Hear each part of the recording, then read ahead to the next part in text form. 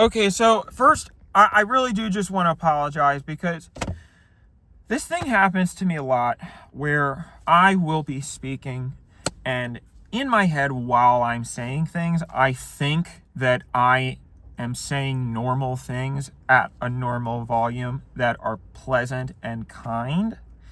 And I'll leave the interaction or the situation. I'll be like, oh, that went well. And then later on, I'll realize whether it's because I filmed myself or someone else filmed me and showed it to me that actually I was saying these horrifically abusive things and screaming and yelling and being extremely aggressive.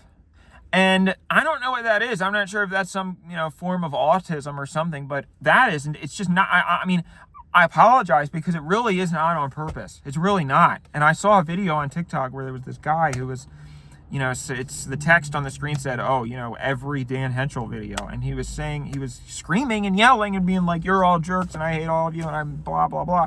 F you, F this. And I was like, oh my gosh, is that what I come across as? That is awful.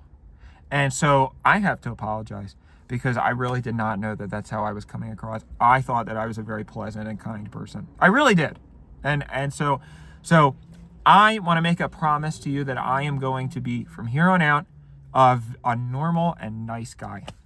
I thought that that's what I was before, but now I realize that there was some disconnect between my internal perception of what I was saying and the way that it was being received, and it makes me honestly think back to a lot of my past relationships, where I feel like it always felt like I was just cursed because it was like everybody who I ever fucking date just cries all the time and has a breakdown at the drop of a hat. And it's like, why can't I find somebody who can get their fucking shit together? I'm sorry. But see, that's a great example because when I was just saying those things, to me in my head, it felt like I was saying, what a lovely day we're having. It's lovely weather today, I don't know what's going on. I don't know if they make medication for this. I don't know if I need to go to therapy, but anyway. So in the last video, I got kidnapped by Big Red and his goonies. His gooners? That's not it. His goons. His cronies. I combined goonies and cronies. So his cronies kidnapped me and threw me in the desert into a nylon bag, but I managed to escape. Just watch the video, okay? The recap is I lived, and it was miraculous because at every single juncture, everything in the universe was either trying to kill me or not helping me because another person was trying to kill me. So I was walking back up. I had no choice but to walk all the way back up Angeles Forest Highway back to Los Angeles, which took the entire day, But I ended up being grateful for that experience because I sort of got to just think about, how am I going to get my retribution? What's the best way to sort of go about this in a way that is going to cause maximum pain and harm to Big Red? Again, because he started it, It's not like I just happened to run into this guy and decided that I was going to ruin his life. He started it with me. And you know what I think it is? I think that I am a nice guy. It's just that people push me past the precipice.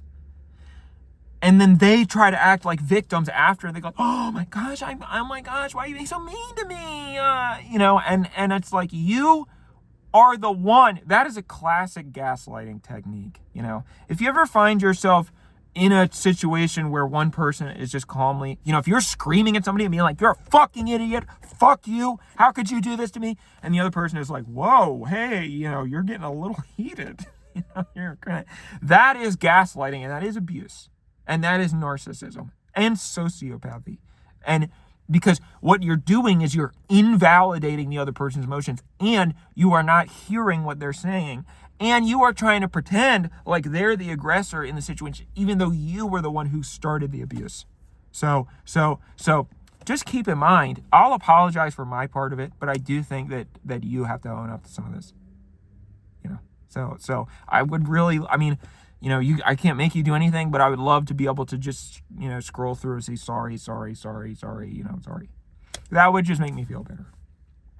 Because a lot of times I do read the comments, and so when I read the comments and I see people saying these things that are like, he's a jerk, he's ugly, I hate his videos, he's not funny, it hurts my feelings. So I think that people you know what it is? Maybe people in general could be nicer. How about that? How about I'll be nicer, but everybody else can also join me in my crusade to be nicer. So I was walking through, and honestly, it was horrible because it was very high elevation, we were in it was like, oh my gosh, in a car. It's exhausting to even drive this road in a car.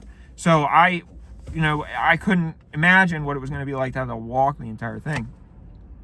And I would stick my thumb out, at hitchhikers, or I'm the hitchhiker. I would stick my thumb out at drivers to see if somebody would pick me up, and this one car stopped and sort of rolled down the window, and it was this old, ugly, lady. So I was like, next, no thanks.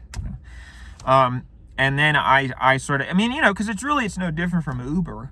A lot of times if I pull up my Ubers, and if I get a driver who's I just sort of get an icky feeling about them, then I'm like, I'm good. I'll take the next one, because I'll be honest with you, a lot of Uber drivers, let me put it this way, people who have to be an Uber driver are also people who have every reason to murder and kill people, if that makes sense. If it's like a Venn diagram, and Uber drivers and murderers, robbers, killers, that it's sort of, I'm not saying that it's two circles on top of each other, but there's some overlap there. I'm just saying it like it is. And that's, so Uber, if you want me to change my mind, then maybe you should, I don't know, $500 gift card could be negotiable. Then I'll be happy to get on another video and say all Uber drivers, are sunshine and rainbows and cuddly, binky bears. But anyway, I was walking up the road. First person tried to stop for me, and I said, "Go, no." Another person stopped, rolled down their window, and it was some guy who looked like he was normal. So I got in and I said, "Hey, how's it going? Why don't you get in the passenger seat and I can drive, because I really just want this to be over as quickly as possible. I don't want to talk to you also, because there's nothing I hate worse than when an Uber driver, when you get in the car and the Uber driver's like, hey, how's your day going? And I was just like, God damn it, it's going to be one of these, and they gave you an option to say, no, I don't want to talk to anybody, shut up, in your Uber, but people don't even listen to that anymore. It's like they don't, and so it's just like, you are not a human being. You are doing a service. That's what all these gig workers need to understand, these Uber drivers, these Uber Eats drivers, all these people. I'm not paying you $30 I'm not paying for an evening with Ralph. I'm paying for my food, or I'm paying to get to a destination. I'm not paying for your thoughts on the economy. I'm not paying for an awkward interaction in a car with an old creep. I'm paying to get to the club. I don't go clubbing, but that's just an example. So shut up and drive, or pick up the food, drop it off at the door. Anyway, so I drove back in this guy's car. I don't know what happened to him.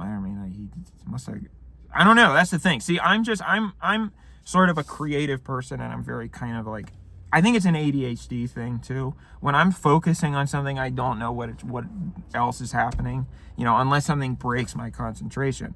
Like the trucks that pass me by, or the people who, pass my car and go like, blah, nana boo boo. Other than that, I'm in the zone. So all of a sudden I looked over and I realized the passenger seat's empty. So I was like, okay, well, problem solved there. I don't know what happened to him, but whatever. This isn't a very nice car. Yeah, I think it was a pretty old car, so I was like, I don't really want this car. So, but I guess I can just leave it. Leave it somewhere on the side of the road with the keys in it, and some homeless guy will take it and drive off a cliff so he can put himself out of his own misery. Oh my God. So I would be doing a public service. No, I'm sorry. Also, I realized that, in almost every video, I say something incredibly offensive and derogatory about homeless people. And so I was like, okay, once or twice, fine. But if it's every video, then there's something going on. So I was like, okay, I think that's an example of something where I need to investigate myself. I need to sort of think about what's just do some interoception. That's a word that not many people use, but it means, interoception is a word that means, when you get a stomach ache, you're not feeling like, oh, there's a sort of pinching sensation in my lower right intestine that is approximately 2 inches away from my diaphragm.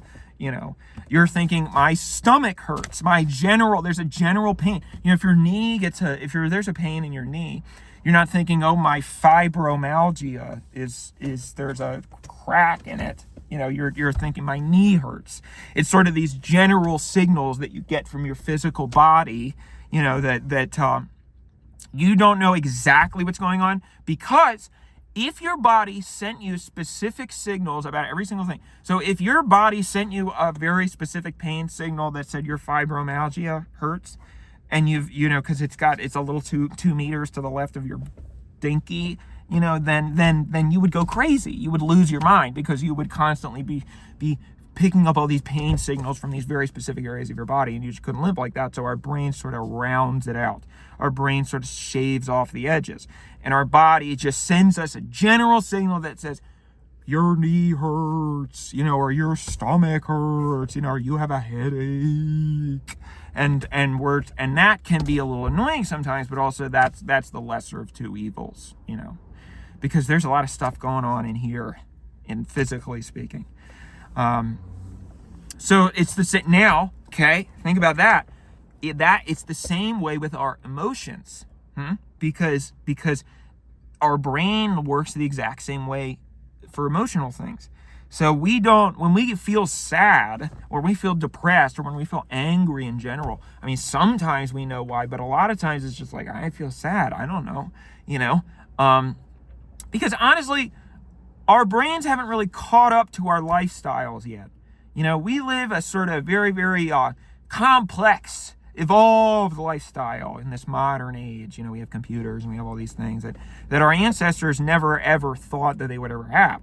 And it was the Industrial Revolution was very, very recent in human history when you compare that. Even the existence of humans in general was very recent. If you look at it in terms of the existence of humans compared to the whole rest of the existence of everything else, we're just, if it's a timeline, we're just like right here, we're very small. So we haven't had a lot of time to catch up. We haven't had a lot of, we haven't gotten a lot of software updates yet. We're still buggy, Why am I talking about this?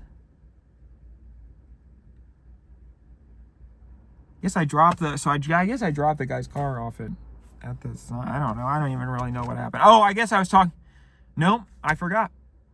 Well, I dropped the guy's car off, and then I was just thinking, because I was trying to think about what's the best way to get my revenge on Big Red.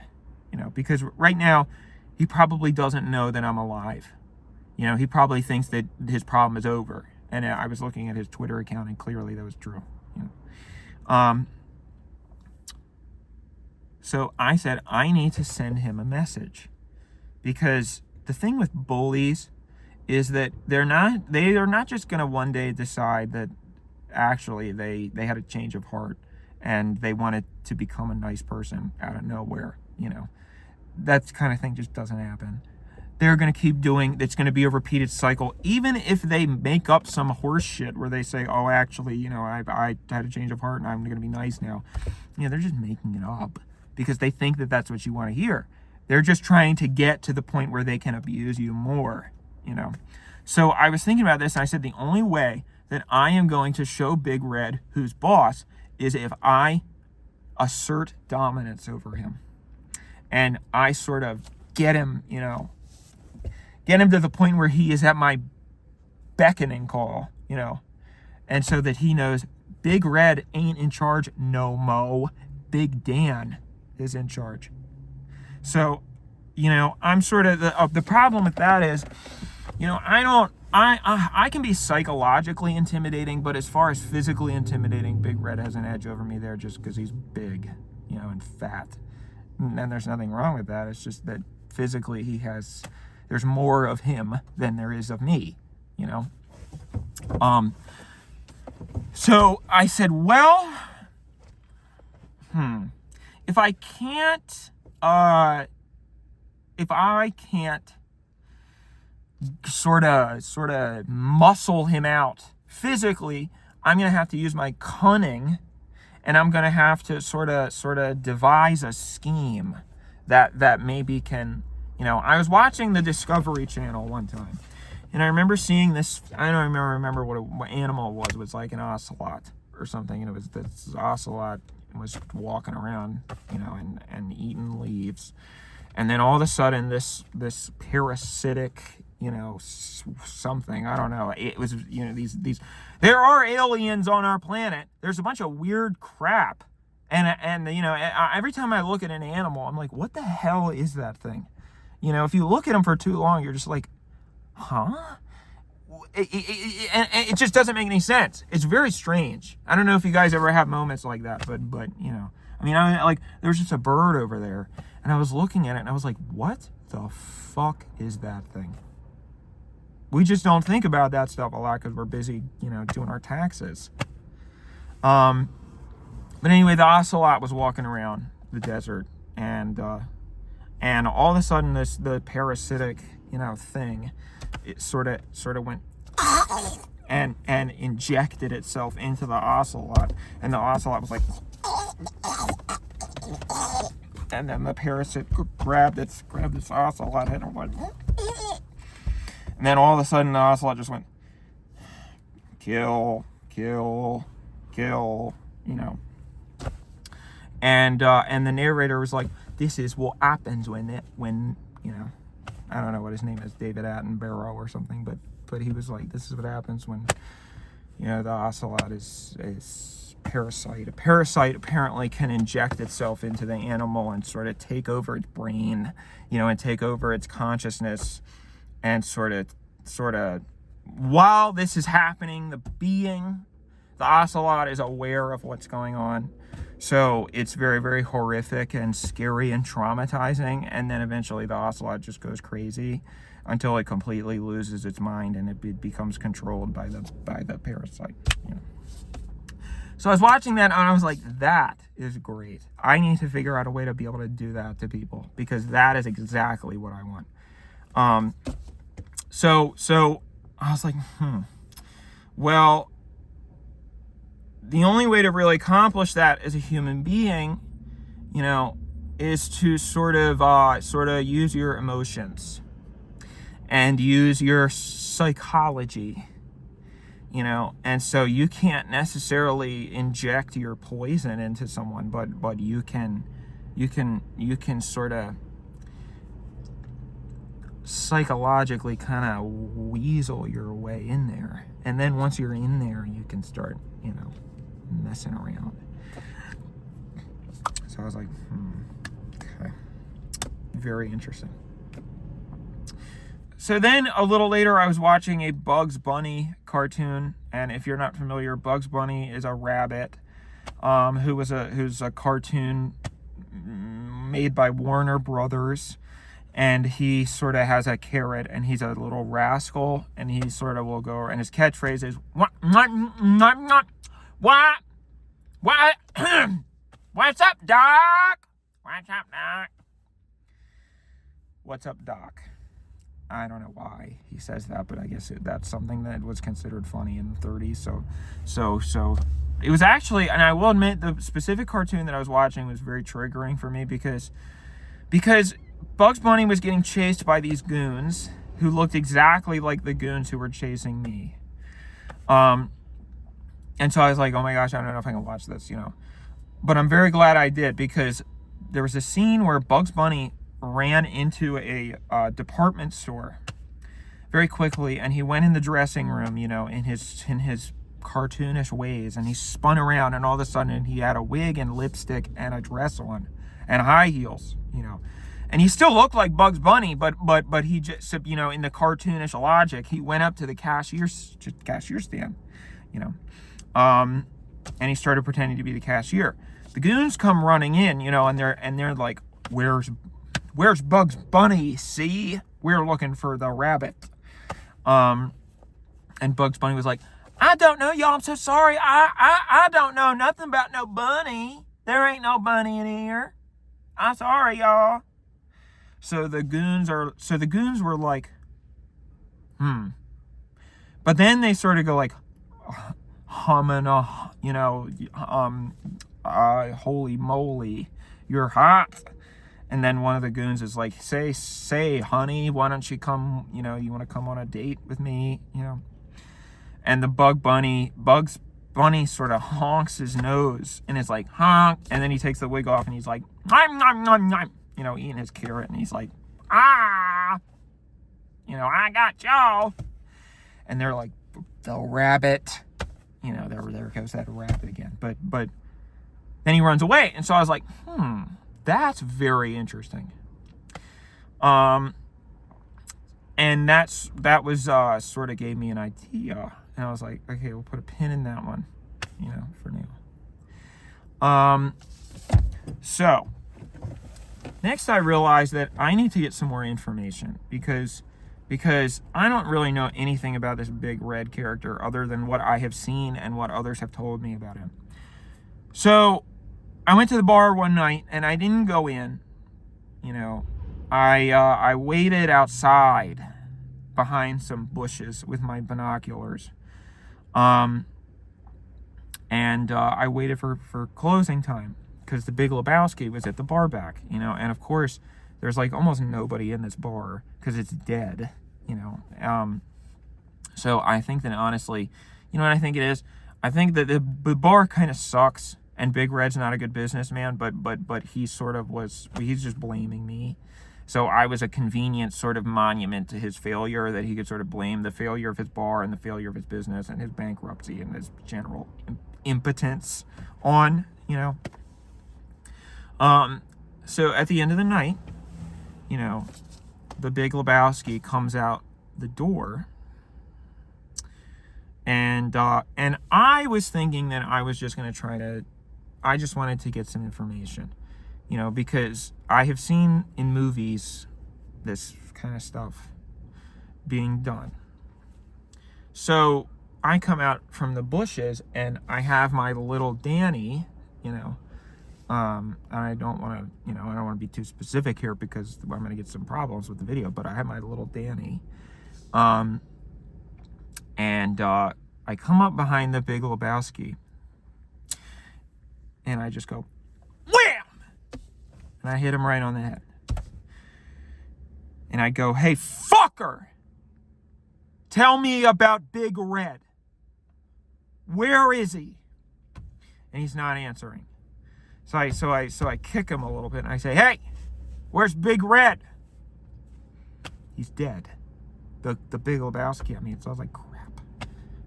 It's just one of those things where it's like, you don't really, I don't have a lot of practice with this stuff, So then I'm sort of like freaking out, and that was a whole other thing where I had to fucking get rid of the body. I don't have time for that story right now. But the point is, I was like, okay. Well, I guess what makes more sense, and honestly, I should have just thought about this from the beginning. But hindsight is always 20/20. You don't want a Monday morning quarterback, which means like quarterback on Monday morning is thinking about like, oh, I should have thrown the football this way during the game on Sunday. When in the moment, you're not thinking about where you need to throw the football. You're just sort of like, I'm playing football. So you don't want to be like that. So I was like, well, lesson learned. So I went back out behind the bush the next night, And I waited for Big Red to come out of his office. And he does. He walks over to his car. And at first I was going to try to just go, hogs out, go crazy. But then I was like, no, Dan, remember the ocelot. Make this subtle, make this patient, and make this a gradual eroding of his psychological help. What? His psychological well-being. So I sort of was like creeping up behind him because I'm very slinky, so I'm able to sort of slink around and people can't hear me. So I whispered, I ran behind a bush when he was walking past me and I whispered, "Hey, Big Red." And he was like, huh? What? Who said that? And I didn't say anything or move. So he was like, huh. And he kept walking. And I did it again. I said, "Big Red." And he was like, "Who is there? Who is that?"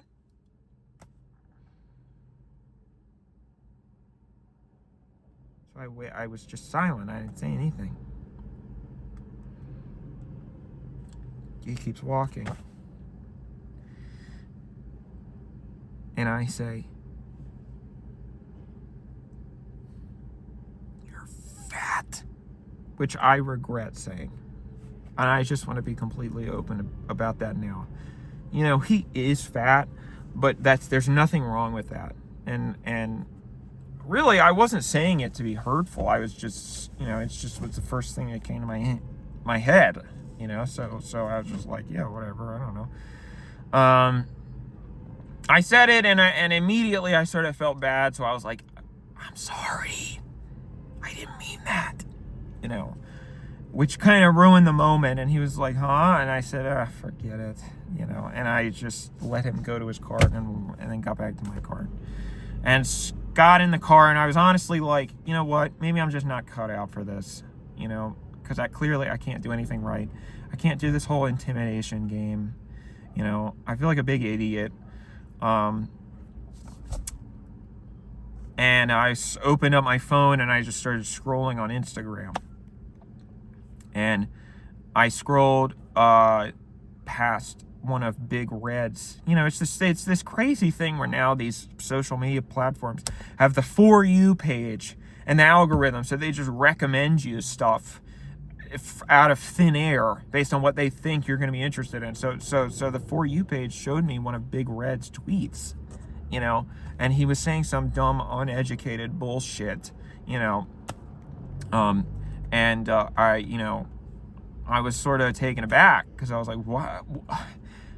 I don't want to see this. This is the man who has tried to kill me. This is the man who repeatedly threatened me. This is the man who almost assaulted me in his office. Why the hell would I want to see this? And then I was like, wait a minute. And I got an idea. So I clicked on Big Red and I went to his following.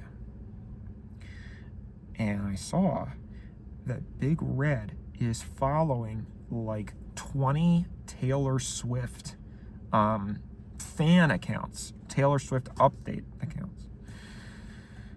And I was like, huh. So then I went to Taylor Swift's page and I scrolled through her comments, and of course Big Red was in the comments, saying